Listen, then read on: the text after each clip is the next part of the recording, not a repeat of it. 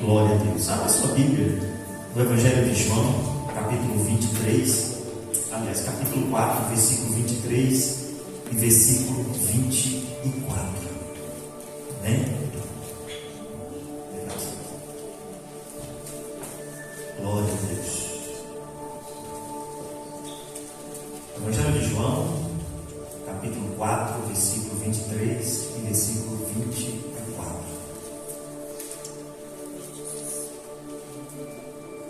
Glória a Deus. Diz assim. Já achou aí? Amém? Amém. Glória a Deus. Boa noite, né, igreja? Nem boa noite, boa noite. Faça convosco. Amém? 23 e 24.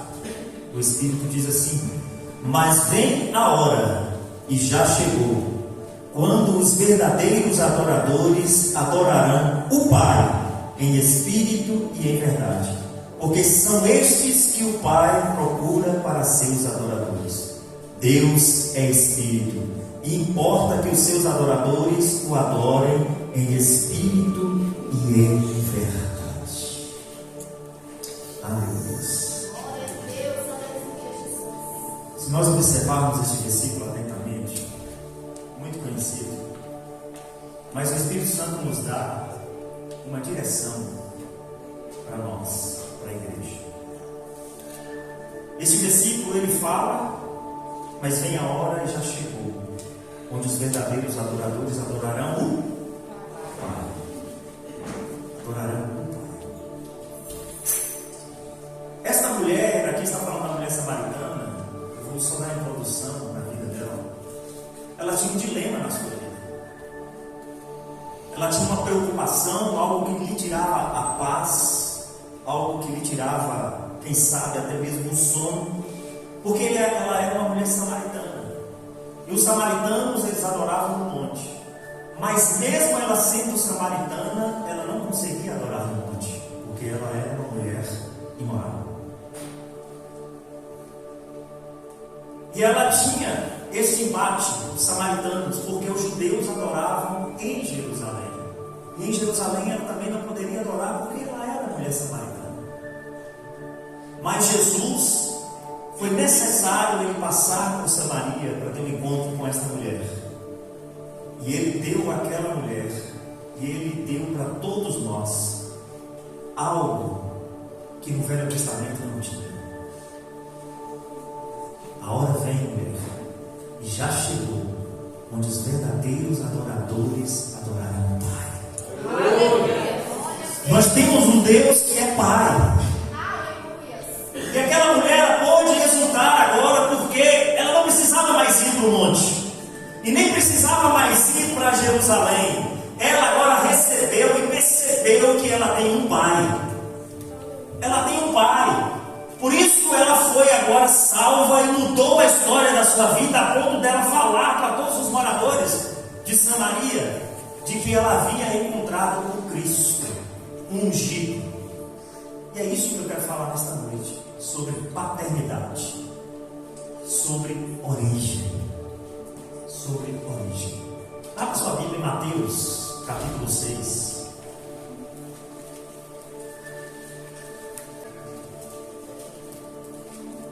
Mateus capítulo 6, versículo 7, você pode acompanhar na sua Bíblia, você que está sem Bíblia, pode acompanhar aqui. Preste atenção no que Jesus fala no capítulo 6. Capítulo 5, 6 e 7 de Mateus, eu considero como a constituição do reino dos céus. Todo reino tem uma constituição. Na verdade, toda a Bíblia, mas aqui está mais claro. Olha só o que diz. E orando, não useis de vãs repetições, como os gentios, que pensam que por muito falarem serão ouvidos. Vai passar. Não vos assemelheis, pois, a eles, porque vosso Pai sabe o que vos é necessário antes de vos lhe pedirdes. Olha só esse versículo.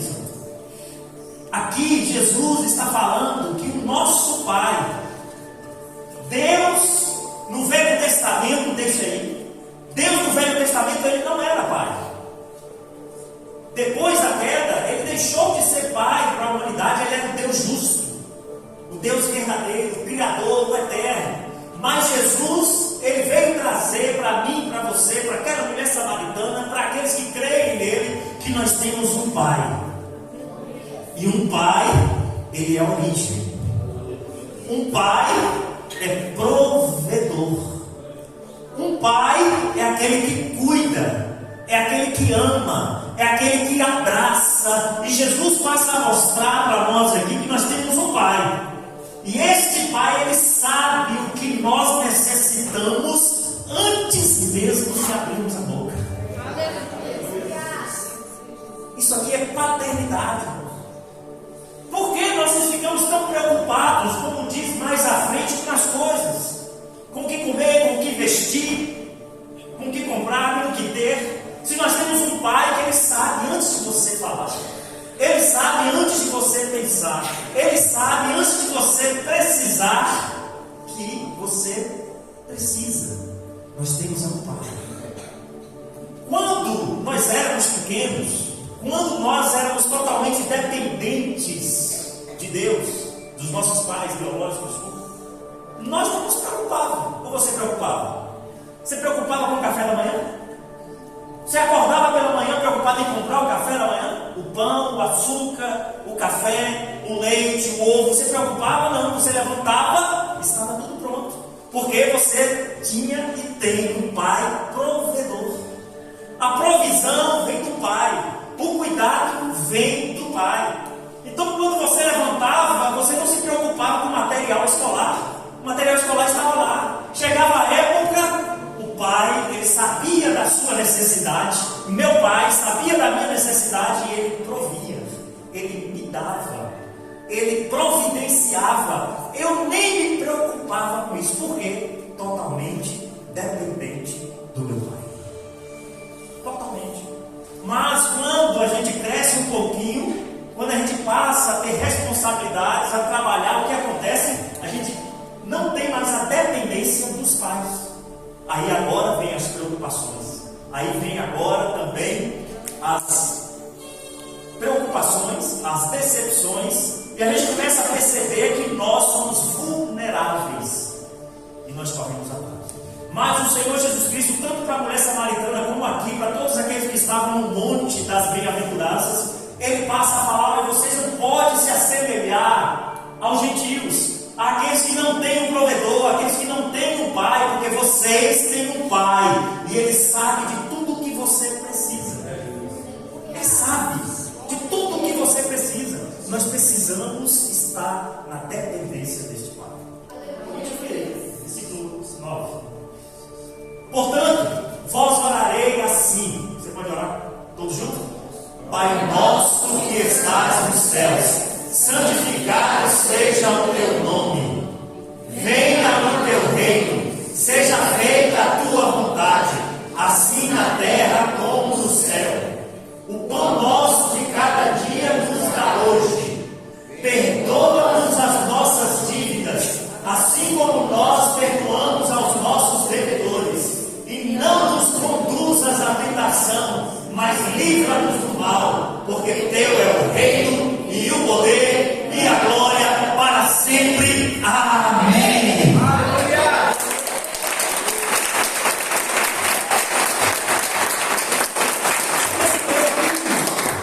Primeiro ele fala que nós temos um pai, que eu tenho um pai, o seu pai, mas agora aqui ele fala nosso pai. Nós temos uma origem.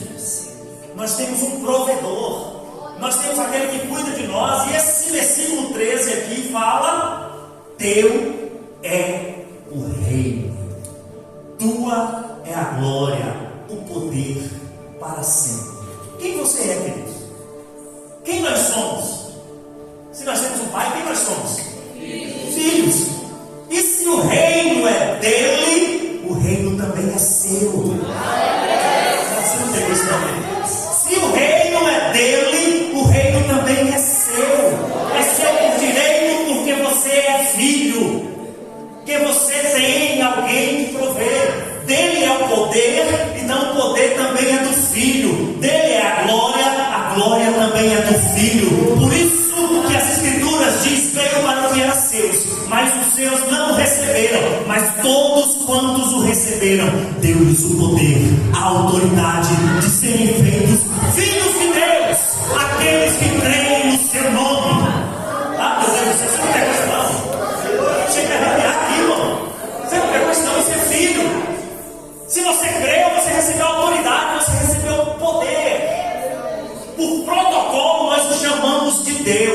mas na intimidade Ele é o nosso Pai. Ele é o provedor. No Velho Testamento não era assim. No Velho Testamento era olho por olho. Se alguém roubasse, a mão era arrancada. Era assim no Velho Testamento. Se alguém pecasse, muitas vezes, se fosse pecado para a morte, ele teria que ser morto. Era assim no Velho Testamento. Mulheres que eram apanhadas em flagrante de adultério eram levadas para fora da cidade e apedrejadas. Era assim no Velho Testamento. Por quê, pastor? Porque nós havíamos perdido a paternidade. Vamos tirar para Gênesis. Você lembra de Gênesis? Deus criou o homem do pó da terra, soprou nas suas narinas o fôlego de vida, o homem passou a ser alma vivente, ele edificou a mulher da sua costela, e o texto fala o quê? Ele plantou um jardim do Éden, com toda sorte de árvores frutíferas, boa para alimento do Pai provedor. O homem não precisou fazer nada, Adão não precisou fazer nada, ele achou tudo pronto, porque ele tinha um pai. Ele tinha um provedor, ele tinha uma origem. Façamos o homem à nossa imagem, conforme a nossa semelhança, origem. Mas o homem perdeu essa paternidade. Quando ele perdeu essa paternidade, ele foi expulso do jardim. E o texto fala que foi colocado um querubim com uma espada de fogo, simbolizando a glória de Deus, simbolizando o poder de Deus. E para o homem ter acesso de novo a essa paternidade, ele precisava cumprir a justiça de Deus. E Deus, ele é tão amoroso que ele ainda dava chance a toda a humanidade. Ele falou assim: vocês podem fazer holocaustos, ofertas pelo pecado natural, o pecado da carne. Vocês podem fazer ofertas pelos pecados, pelas transgressões. Vocês podem trazer holocaustos para a pacificação, trazer paz entre eu e vocês, por causa do amor de Deus. Assim era no Velho Testamento. Mas no Novo Testamento, Jesus agora trouxe algo tremendo. E já tinha sido profetizado por Isaías: um menino nasceu, um filho se nos deu, e o governo está sobre os seus ombros, e seu nome será Maravilhoso, Conselheiro, Deus Forte e Príncipe da Paz. Ele veio trazer essa paternidade para mim e para você. Portanto, vós orareis assim: Pai Nosso. Ele é nosso Pai. E se Ele é nosso Pai, nós somos irmãos. E se nós somos irmãos, nós precisamos cuidar uns dos outros. Você sabe quando é que o irmão não cuida dos outros? É quando são imaturos. Aí briga dentro de casa. Eu era assim com meus irmãos, era 5. Nós somos 5. Depois veio 3 de criação. Brigava, mas quando a gente chegou à maturidade, era um cuidando do outro. Era um. Porque nós, como irmãos, como filhos de Deus, nós precisamos cuidar uns dos outros. Então a gente precisa entender que nós temos um Pai, nós temos um provedor, nós temos aquele que sabe o que nós necessitamos antes mesmo da gente abrir a boca e pedir. Ele é o Pai, Ele é a nossa origem. E se você quer misericórdia, você precisa ser misericordioso, como Ele é misericordioso. É o que Ele fala no início das bem-aventuranças: bem-aventurados os misericordiosos, porque alcançarão misericórdia. Se nós, como filhos de Deus, não formos misericordiosos como Ele, nós não alcançaremos misericórdia. Ele é Deus, Ele é justo. Nós vimos falando por aí, como eu vi outro dia, acho que foi ontem, eu vendo uma atriz que se tornou homem, entre aspas. Ele falou: eu sou crente, eu sou evangélico, e eu mudei de sexo e Deus me ama. Ai, irmãos, Ele ama mesmo a pessoa, mas Ele também é justo, Ele é santo. Ele não pode quebrar a sua justiça e a sua santidade. Para a gente ter acesso a essa justiça, a essa santidade, a essa paternidade, a esse amor, a gente precisa deixar o pecado. A gente precisa deixar. Ele é a nossa origem, Ele é tudo que nós precisamos, nele está tudo que você precisa. Por isso que ele diz aqui: por que vocês estão preocupados com o que é a vez de comer, com o que é a vez de vestir? Por que vocês estão preocupados? Os gentios se preocupam com isso. Vocês têm um pai. Vocês têm um pai. Quem aqui já deu dinheiro para o filho para comprar um presente para si mesmo? Para o pai? Quem aqui já deu? Não deu não? Dinheiro para a filha comprar um presente? Mas será para a mulher vai dar para cuidar do filho? Não é isso? Quantas vezes a gente já fez isso? Quantas vezes?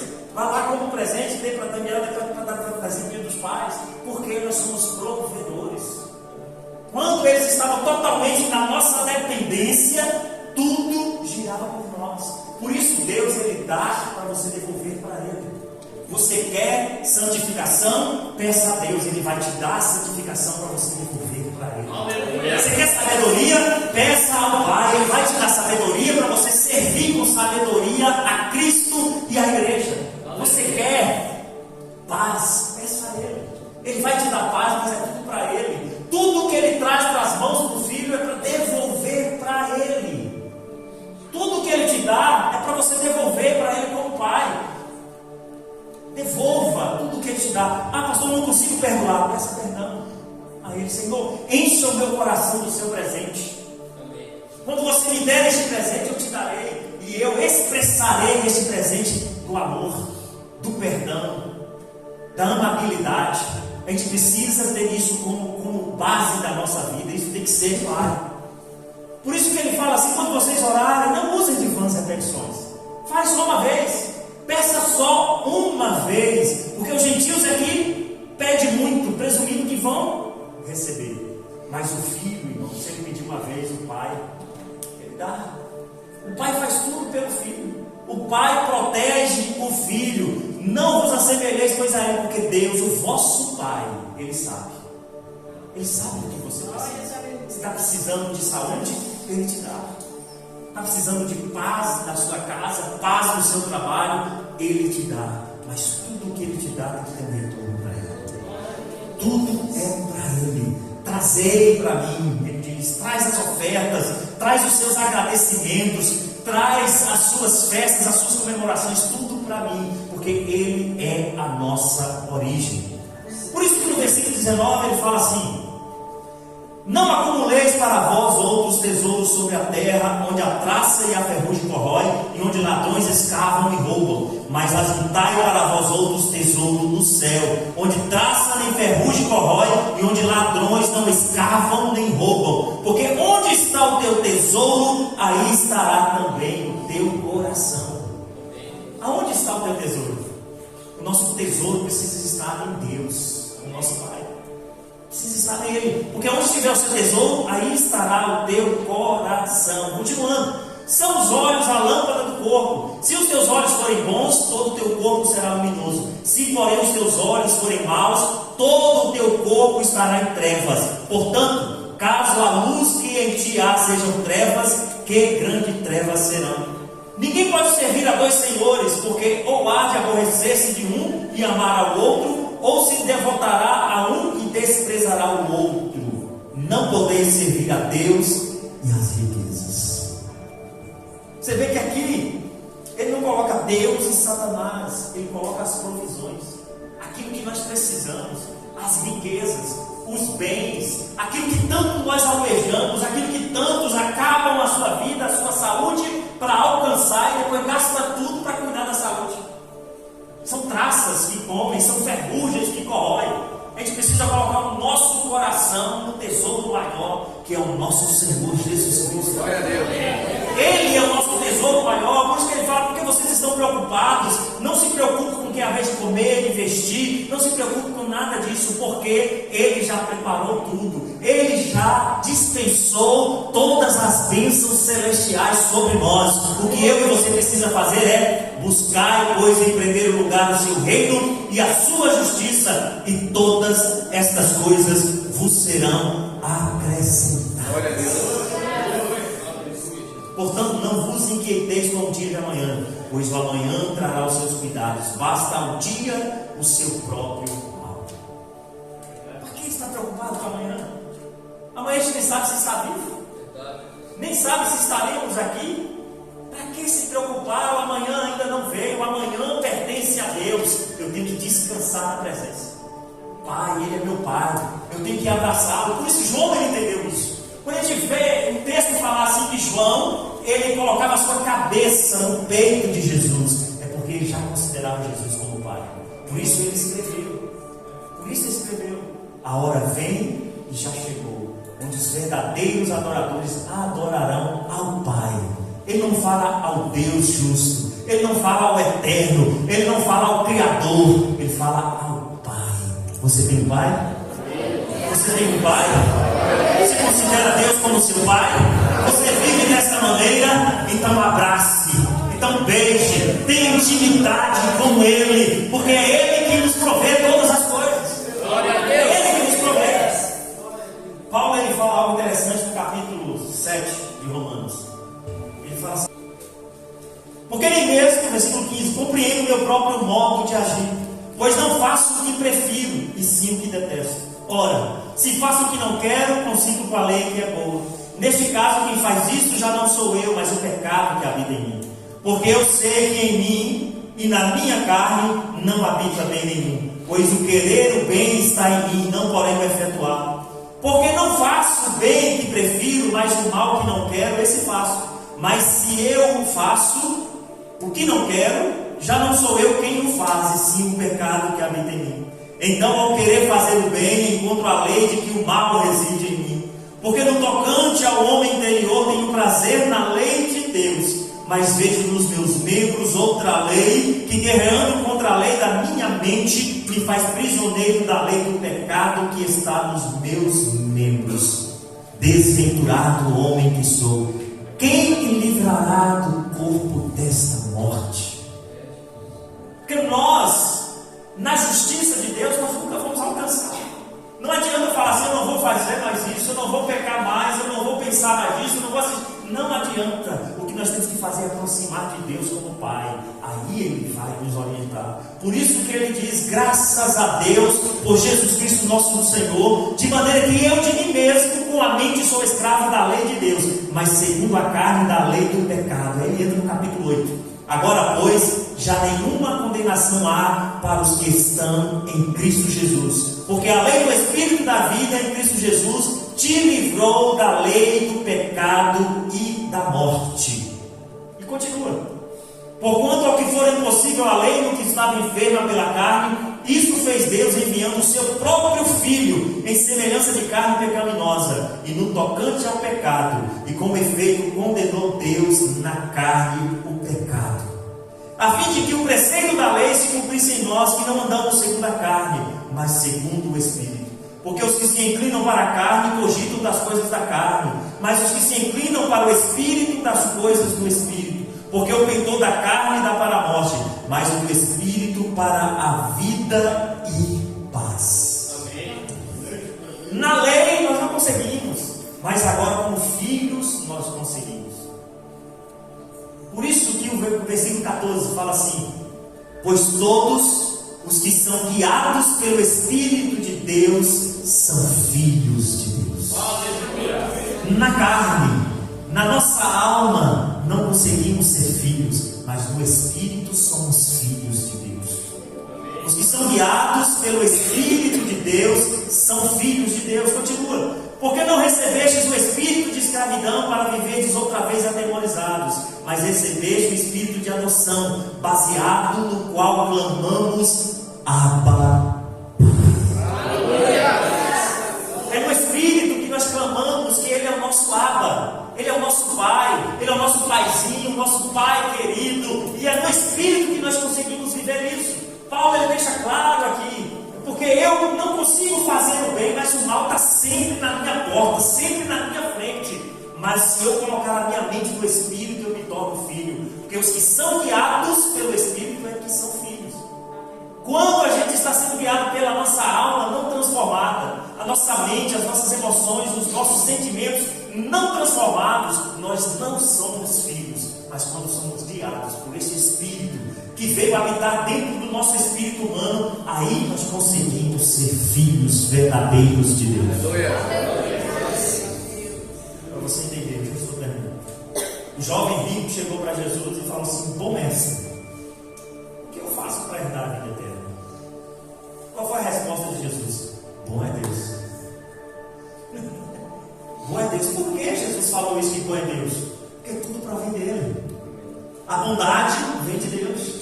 E a bondade de Deus estava na pessoa de Jesus. Ele estava expressando essa bondade, porque ele era alguém como eu e você, homem sujeito às mesmas coisas, com corpo, com alma e com espírito, mas era alguém que recebia de Deus o amor, recebia de Deus a paz, recebia de Deus a bondade e expressava para os seus próximos. Tudo vem dele. Ele é o nosso Pai, Ele é o nosso provedor, Ele é a nossa origem. Por isso que nós precisamos ter essa intimidade, viver no Espírito, para que a gente possa ser guiados por este Espírito. Versículo 16, Romanos 8. O próprio Espírito, está aqui Espírito com letra maiúscula, Deus, o Espírito Santo, o Espírito 7 vezes intensificado, o Espírito que passou pela vida humana, pela morte, pela ressurreição, entronização e desceu como fogo sobre os seus discípulos. Esse Espírito testifica com o nosso Espírito, está com letra minúscula, o Espírito humano, que somos filhos de Deus.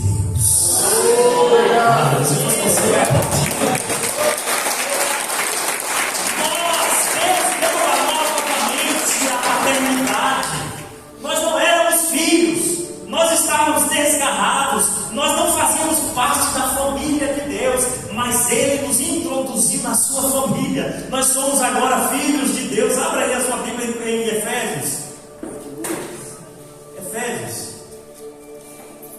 Só para a gente adiantar, capítulo 2 ele entra falando aqui que nós estávamos mortos em nossos delitos e pecados. Nós estávamos mortos, mas Ele nos deu vida juntamente com Cristo, e pela graça nós fomos salvos. E ele fala: isso não vem de vós, é dom de Deus, foi Deus que deu. Aí a partir do versículo 14 ele fala assim, capítulo 2 de Efésios, versículo 14: porque Ele é a nossa paz, o qual de ambos fez um, e tendo derrubado a parede da separação que estava no meio, a inimizade, aboliu na sua carne a lei dos mandamentos na forma de ordenanças, para que dos dois criassem em si mesmo um novo homem, fazendo a paz. Olha só, na sua carne, na cruz ele aboliu a lei, aquela lei que diz olho por olho, dente por dente, aquela lei que diz testemunha adultério vai ser apedrejado, aquela lei que te diz roubou, a mão tinha que ser cortada, aquela lei que te dizia se você matou um animal, você teria que devolver o mesmo animal, era olho por olho, dente por dente. Você dava um soco em alguém, você teria que receber o soco. Você matava alguém, você tinha que ser morto. Era assim.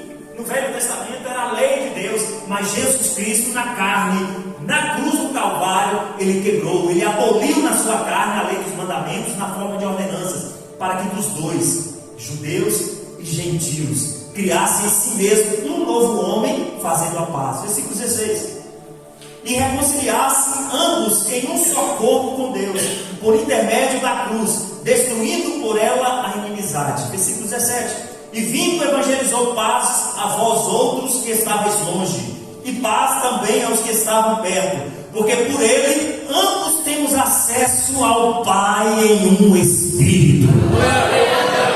Porque por ele ambos temos acesso ao Pai. Ele não veio só para ser Pai dos judeus e nem dos samaritanos, mas de todos nós também. Nós temos acesso ao Pai. Continua. Versículo 19: assim, já não sois estrangeiros e peregrinos, mas concidadãos dos santos, e sois da família de Deus. Quem é da família de Deus? Quem é da família de Deus? Você pode juntar a sua mão com a outra e aplaudir a Jesus. Por ele na cruz que fez filho. Por ele na cruz que fez filho. Nós somos da família de Deus. Continuando, para mim terminar, nós somos da família de Deus. Aí fala: edificados sobre o fundamento dos apóstolos e profetas, sendo Ele mesmo, Cristo Jesus, a pedra angular, no qual todo edifício bem ajustado cresce para santuário dedicado ao Senhor, no qual também vós juntamente estáis sendo edificados para a habitação de Deus no Espírito. Para que Ele nos fez filhos? Para que Ele nos reconciliou com Ele mesmo? Para que Ele nos fez parte, fazer parte da família dele? Para nós sermos edificados juntos. A edificação é juntos, é em unidade. A gente precisa entender isso aqui, crescer como santuário. Nós agora, como filhos, crescemos e nos tornamos o santuário de Deus. Deus não habita em templos feitos por mãos de homens. Deus habita dentro de você. E quando Ele cresce dentro de você, cresce dentro de mim, cresce dentro de nós, nós nos tornamos o santuário de Deus. Para isso Ele nos tornou filho. Veja que está voltando para a origem. Voltando para a origem.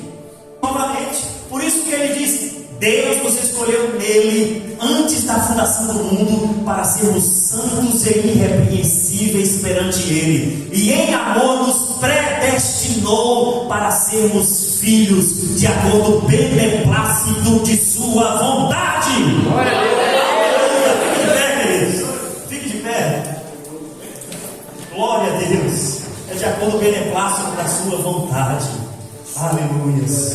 Glória a Deus. Que você possa entender isso nessa noite. Você é filho. Você é filho. Deus te fez filho. Deus te fez filha. Você não é escravo. Você não é escravo. Você é filho. E como filho nós temos direito às mesmas coisas do Pai. Teu é o reino. Tu é a glória. Para todos sempre. Amém. Este reino é teu. Pai nosso no céu, canta, igreja. Santo é teu nome, verdadeiro, buscamos, tua vontade seja feita, tua vontade seja feita.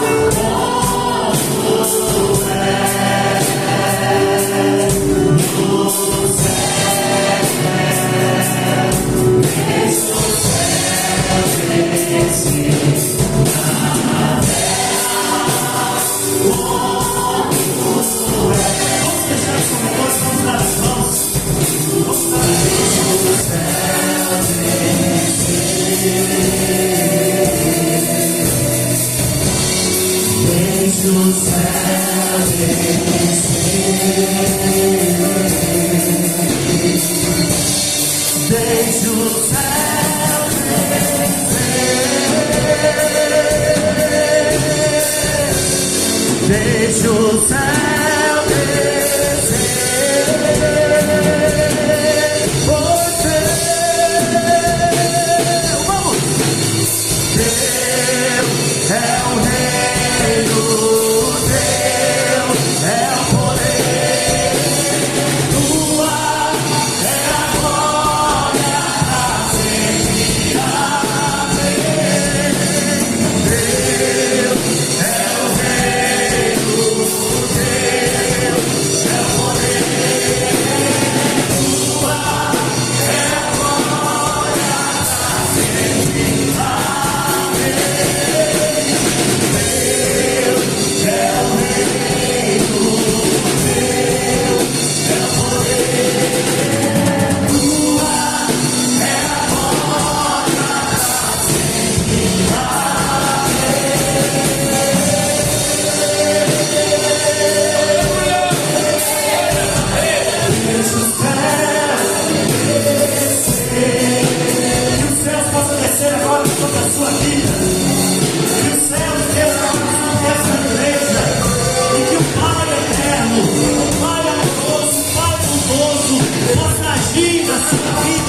noite.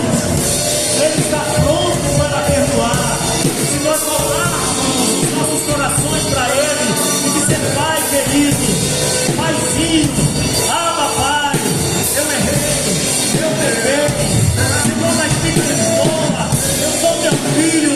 Se você pedir com o coração contrito, Deus irá te perdoar, te abençoar e trazer de volta. Longe de Deus, longe do Pai, nós gastamos tudo.